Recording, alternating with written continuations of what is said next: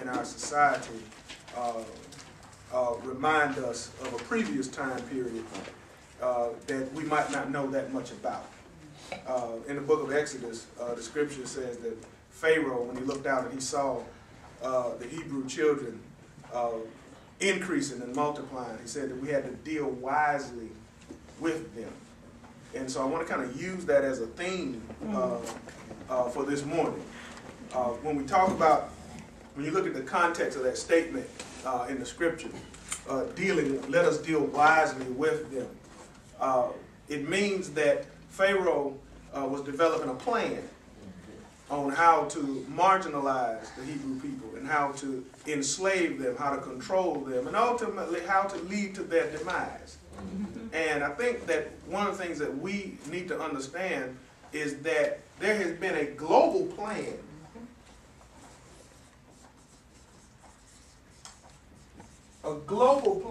to undermine the darker races of the earth. Okay? What has happened to African Americans over 400, 500 years in our taking from being taken from Africa and taken into the so-called New World, which we know was not new at all.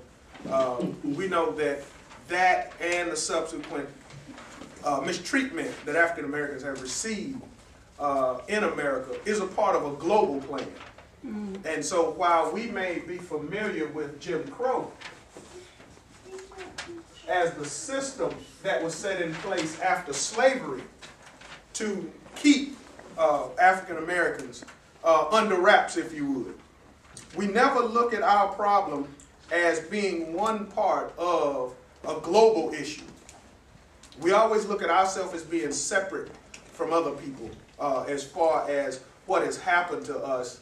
But what happened to black people in America cannot be isolated from what has happened to black people in Africa, what has happened to black people in Asia, what has happened to black people, because the whole concept of white supremacy is a globalist agenda. Okay? White supremacy is a globalist agenda. It's not just something that has happened in America. It took over the world.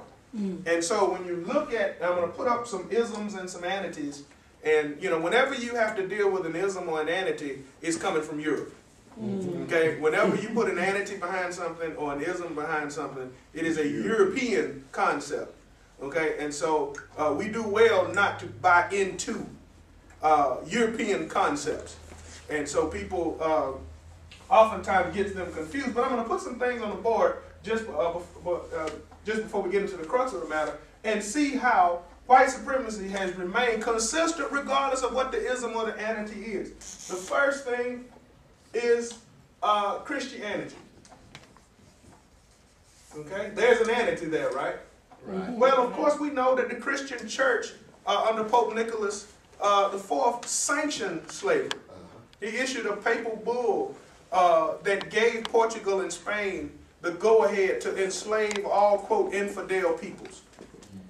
And so we know that the Christian churches of Europe were primarily responsible for financing the slave trade and organizing the slave trade. And so throughout Christianity, you see a lot of the myths that have been perpetrated about black people. So Christianity, even the doctrine, the Christian doctrine, which on its face is not, has an outworking that promotes white supremacy as a practice. In Islam, although the Prophet Muhammad's first followers were jet black Africans, if you would, and jet black Africans, and I say it that way purely because of the aesthetic meaning behind it, but Africans made Islam what it was. And what it is today, it rests on the contributions of blacks. Well, you had, even in Islam, there's a Muslim writer, black Muslim writer by the name of Al-Jahis. He wrote about, and this was about the 8th century, when Muslims started to go into West Africa to conquer and to destroy those cultures and those civilizations. He talks about how they came with this attitude that the light was greater than the darker. And so he talks about that at length, and I have I can email you a paper that I did on Al Jahis and some other things on him. But he was one of the first to write about the what he called the superiority of the black over the white. But at the same time, he was one of the first to write and recognize that even in Islam, you had this light-skinned, dark-skinned division that was beginning to take place. In Hinduism, within the Hindu culture, you have the caste system where the lights are at the top and the darks are at the bottom. And so that caste system, if they want to say that that religion is as old as it is, this would probably be the oldest source of the white supremacist notion, because established on top of that is this idea that blacks are at the bottom and whites are at the top. Okay? Now, we can keep going. Capitalism. Yep. Socialism. And communism. All of the ideas that other people are responsible for bringing to the forefront has had as a overlying principle the practice of white supremacy. And so when we talk about white supremacy and we're moving up into Jim Crow, we have to understand that what happened to black people in the South cannot be isolated. Right. We have to put Judaism up in it. Yep. Yep. Zionism in particular. Yep. Because we've had documentation, and we'll show in future instances where those who established the modern day nation of Israel were racist. And they made racist statements, and those statements were documented, and they're not anything that anybody's trying to hide. There was a war that was taking place, I don't know if we've been taught this in history, between the Italians and the Ethiopians.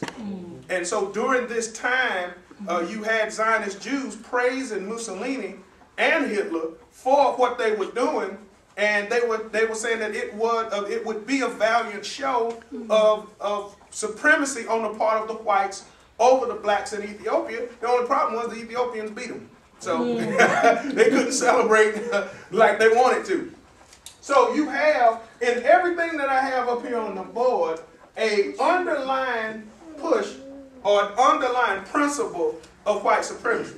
These three political ideas, okay? Yep. The purpose of them coming into existence was to subdue the darker skinned races in Asia and in Africa. So regardless of whatever the ism is, it doesn't matter. Capitalism, socialism, communism, and people love to get you wrapped up in those meaningless debates. Because the underlying principle, regardless of what it is white on top, black on the bottom. And so this created, or you had blacks like W.B. Du Bois, Dr. Padmore, A. Sylvester Williams, and interestingly enough, these two and some others were islanders. Developed a political concept called Pan-Africanism. And this was an island idea from Trinidad, Haiti, Jamaica, West Indies. The intellectuals from there came up with this concept, Pan-Africanism. How many of you have heard of that before?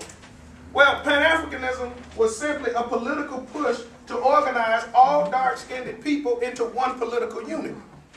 Okay? The purpose of Pan-Africanism was to organize all black people or dark-skinned people into a political unit simply because of the fact that white supremacy was a global phenomenon. So you had blacks responding to this, but we don't understand really the global implications of us being at the bottom and whites being at the top. So whenever you find blacks and whites together, regardless